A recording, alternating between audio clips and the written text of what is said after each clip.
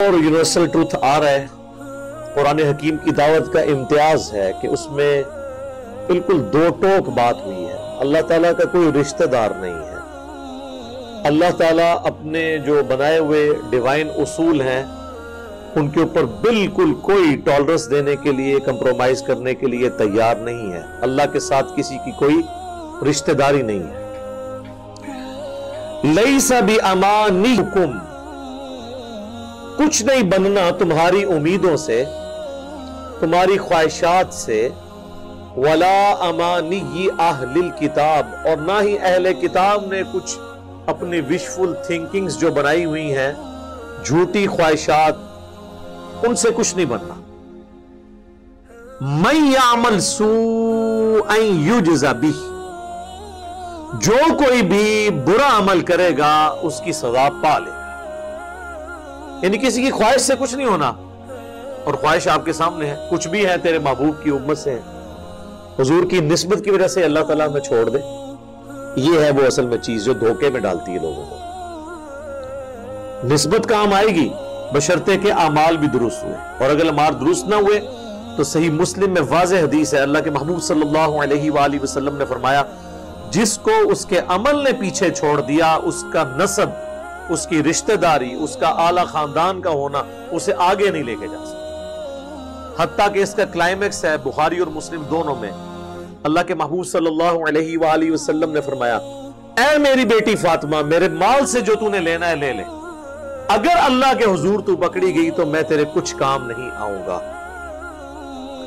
اے اللہ کے نبی کی پھوپھی صفیہ، میرے مال سے جو کچھ لینا ہے لے لے، اگر اللہ نے پکڑ لیا تو میں تیرے کچھ کام نہیں آؤں گا۔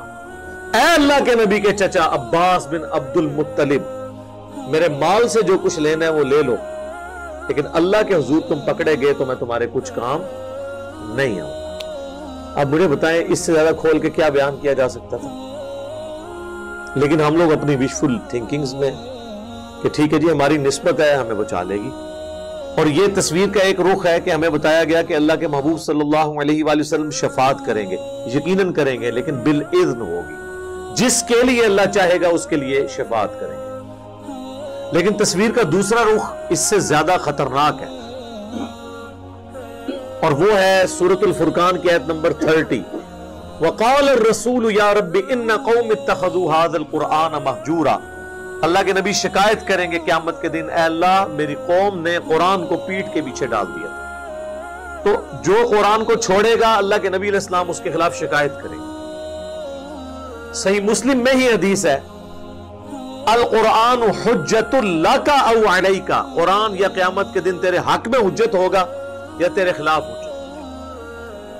جو اس کے مطابق چلیں گے ان کے حق میں حجت، جو خلاف چلیں گے ان کے خلاف حجت۔ حتیٰ کہ بخاری اور مسلم دونوں میں حدیث ہے، جب میں آخری دفعہ جاؤں گا جہنم کی طرف اپنے امتیوں کو اللہ کے اذن سے نکالنے کے لیے، تو مجھے داروغہ جہنم سیدنا مالک علیہ السلام کہیں گے کہ اے اللہ کے نبی، اب آپ کا کوئی امتی بھی جہنم میں نہیں ہے سوائے اس کے کہ جسے قرآن نے روک لیا ہے، اور وہ جنت میں نہیں جائے گا جسے قرآن نے روک لیا۔ اور قرآن نے کس کو روک لیا؟ انہ من یشرک باللہ فقد حرم اللہ علیہ الجنہ ومأواہ النار وما للظالمین من انصار، بے شک جو کوئی اللہ کے ساتھ شرک کرے گا اللہ نے ایسے شخص پہ جنت حرام کر دی ہے،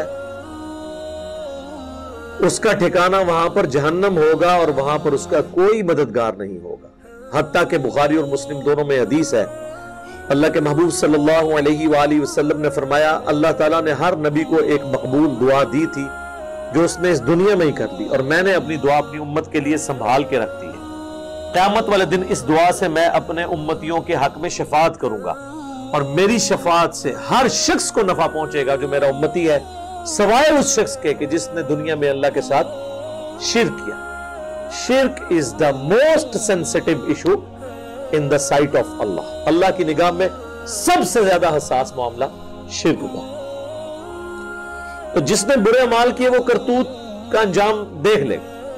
بخاری اور مسلم دونوں میں حدیث ہے، اللہ کے محبوب صلی اللہ علیہ وآلہ وسلم فرماتے ہیں کہ اپنے مال کی زکوٰۃ ادا کرو، اپنی جو بھیڑیں ہیں ان کی زکوٰۃ، اپنے اونٹوں کی زکوٰۃ، اپنے گائے جو رکھی ہیں ان کی زکات، یہ نہ ہو کہ قیامت والے دن کسی شخص کی گردن پہ اس کا اونٹ سوار ہو جن اونٹوں کی زکات اس نے نہیں دی، اور وہ کہ اغثنی یا رسول اللہ، اے اللہ کے رسول میری مدد فرمائیے، میں تمہارے کچھ کام نہیں آؤں گا، میں نے جو کچھ اللہ نے مجھے بتایا میں نے تمہیں دنیا میں بتا دیا، اگر تم نے زکات نہیں دی تو یہ اونٹ تمہاری گردن پہ سوار ہوگا۔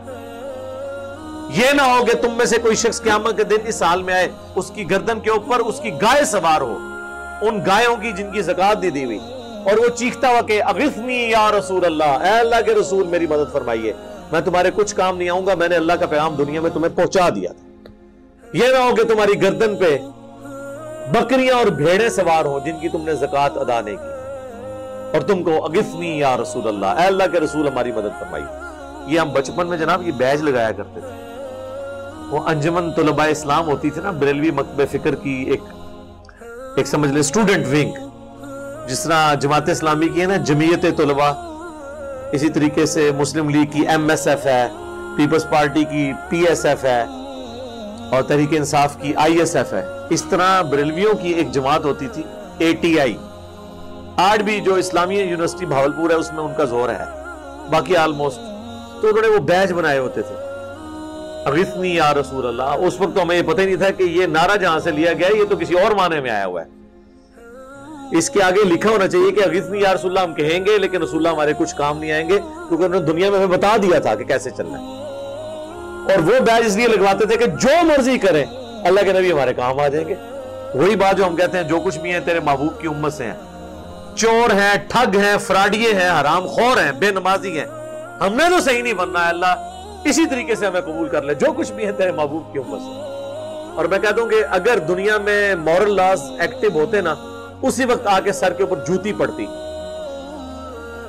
کہ اپنی زبانوں کو لگام دو، اللہ کے نبی کے ساتھ اپنی نسبت جوڑ کر، اور پھر یہ دھوس لگا رہے ہو میں اس بات کی، تمہیں تو شرم آنی چاہیے کہ تم اپنے ناپاک زبانوں سے، اپنے ناپاک کردار کے ساتھ اس نبی کا نام لے رہے ہو کہ جس نے دنیا میں سب کچھ تمہیں بتا دیا تھا۔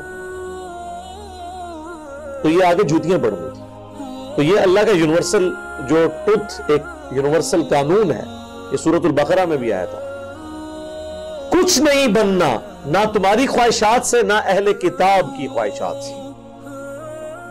من یعمل سوءا یجز بہ، جو کوئی برے اعمال کرے گا وہ اس کی جزا پالے گا۔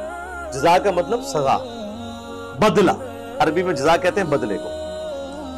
ولا یجد لہ من دون اللہ ولیا ولا نصیرا، اور نہ قیامت والے دن اللہ کے سوا کوئی اپنا دوست پائے گا اور نہ ہی مددگار۔ اب اللہ تعالیٰ واضح کہہ رہا ہے، لہذا پیغمبروں نے بھی جو شفاعت کرنی ہے وہ اللہ کے اذن سے کرنی ہے، اگر اللہ اذن نہیں دے گا تو نہیں شفاعت ہوگی۔